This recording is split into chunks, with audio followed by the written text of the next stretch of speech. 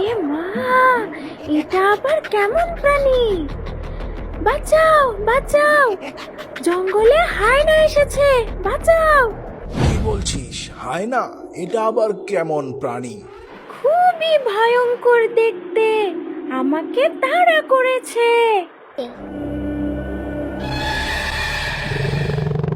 আরে, এটা আবার কি? এটা তো হরিণ ডাইনি। প্রথমে হায়না, এখন আবার হরিণ ডাইনি। এবার আমরা কোথায় যাব বাবা?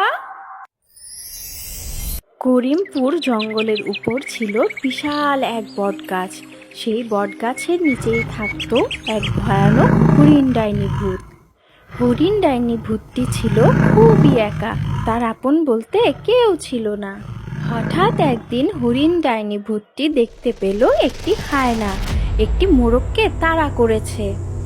এটি দেখে হরিণ ডাইনি ভূত আর এক মুহূর্ত দেরি না করে মোরগটিকে বাঁচানোর জন্য ছুটতে লাগলো।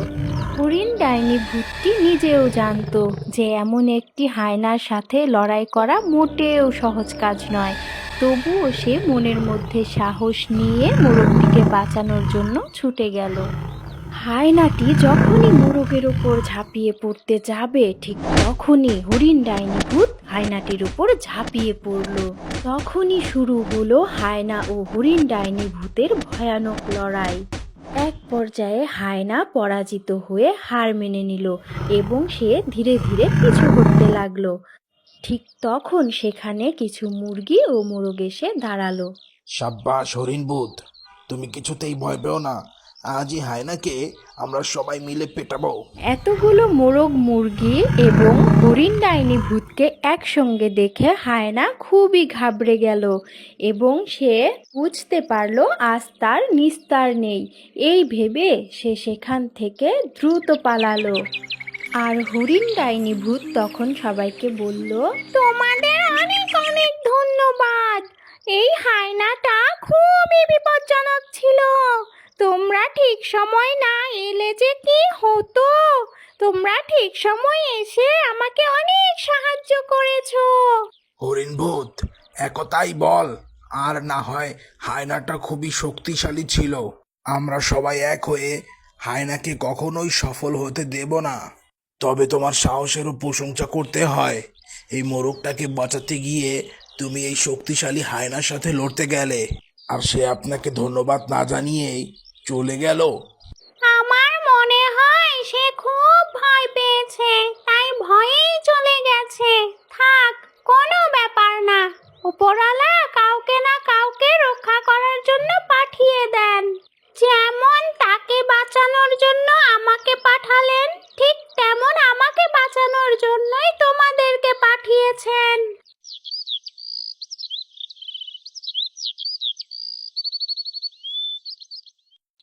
এভাবেই 2-3 দিন কেটে গেল। একদিন হরিণ ডাইনি ভূত সেই গাছটির নিচেই দাঁড়িয়েছিল। ঠিক তখনই মোরগটি এসে ধীরে ধীরে হরিণ ডাইনি ভূতটির সামনে দাঁড়ালো। তখন হরিণ ডাইনি ভূতটি লক্ষ্য করলো মোরগটির পায়ের দিকে সামান্য চোট লেগেছিল। তখন হরিণ ডাইনি ভূতটি বলল, তুমি তো সেদিন চলে গেলে, তাই তোমার সাথে কথা বলতে পারিনি। তো তোমার নাম কি? তোমাকে তো আগে কখনো এই জঙ্গলে দেখিনি। আমার নাম মুরুগ। সুন্দরবন জঙ্গলে আমি থাকি। করিমপুর জঙ্গলে আমি কখনো আসিনি, এই প্রথমবার এসেছি। আমি খুব দুঃখিত। সেদিন আমি খুব তাড়াহুড়োতে ছিলাম, তাই তোমাকে ধন্যবাদটুকু জানাতে পারিনি। আমার জীবন বাঁচানোর জন্য তোমাকে অনেক অনেক ধন্যবাদ। তুমি কি এখানে একাই থাকো? হ্যাঁ, এতদিন তো একাই ছিলাম। এবার সামনের দিনগুলোতে উপরওয়ালার যা ইচ্ছা, তিনি যা নির্ধারণ করে রেখেছেন তাই হবে। হরিণ ডাইনি ভূতের কথা শুনে মোরগ খুব খুশি হলো এবং মনে মনে সে হরিণ ডাইনি ভূতকে নিজের জীবন সঙ্গী করার সিদ্ধান্ত নিল।